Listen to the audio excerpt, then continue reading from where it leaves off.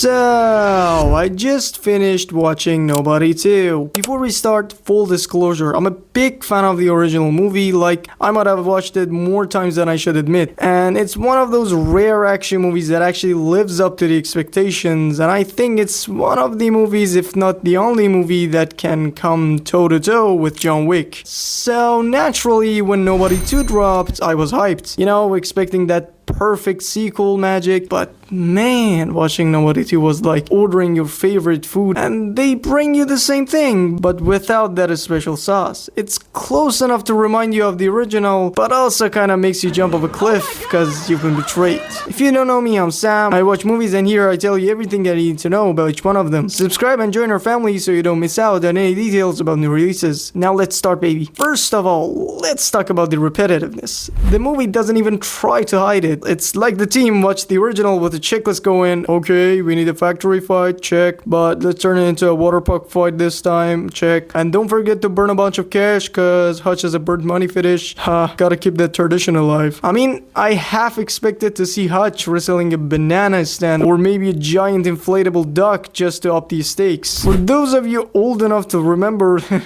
it's not like I'm 50 myself, it's kind of like when Jumanji Welcome to the Jungle tried to do Jumanji 2, except sometimes the sequels feels like it's just trying to remind how cool the first one was instead of being cool on its own. But here's the thing, the movies is still good, don't get me wrong, the action scenes bring that heat, the stunts, choreography and color grading are sharp as hell, and the amusement park, honestly that gave some nostalgia to me myself. Was I half expecting a water slide to double as a death trap? Yes, but that's what the movie wants you to feel. Now about the characters and casting. Bob Odenkirk as Hutch, he's still the main man of the movie. He's like the dad you'd want for your movie to sell more tickets, and it always works, cause let's be real, who just doesn't like to see him beating the son of a bitch while the background music is telling you the related lyrics? But I just wish the story gave him a bit more to chew on besides the same old revenge business. Now about the main villain, Linden, played by Sharon Stone. Look, I respect the guy, but in this movie she felt a bit like nice try asshole.